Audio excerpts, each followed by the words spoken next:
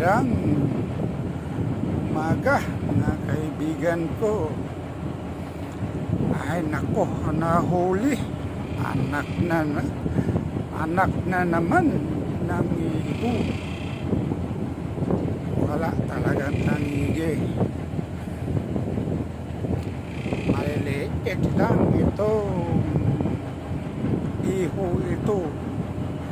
Kahapon ng hapon, nanay niya pagkagabi. Ngayon ito na ang anak niya nagkain kasi. Ikuha ko na lang para makadagdag. Tingnan mo, liit lang. Pare ko mga 3 kilo lang ito. Sa bagay, nagbibinta ko na itong isdang iyon eh. Kasama rin nanay niya. Wala kasing tangiging nagkain eh. Huli ko kagabi, isang rumpi. At itong ihong anak niya. Ito talaga, ganito. Ang iho ito. Bago naman pagkipabenta dito ay 3 ringgit lang ang kilo. Pero okay lang.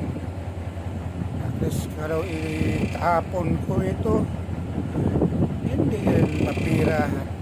Ipunin lang. Baka mamayang umaga mangawil naman ako. Baka madagdagan naman ito para makaipon. Ito talaga ang buhay ng mananagat dito sa Sabah, Malaysia. Yan po mga kawil-kawil ko. Pasol sa Bisaya. Yan, pasol. Sana yan yung lasang malaki. Ayun na pala. Yan, parang bituin. Tapos na kami nag-ariya ng lambat. Yan na po. Hindi na rin tayo magtatagal kasi huwag natin nababaan. Hindi maganda ang mahaba. Magandang umaga na lang sa atin, Pilipinas.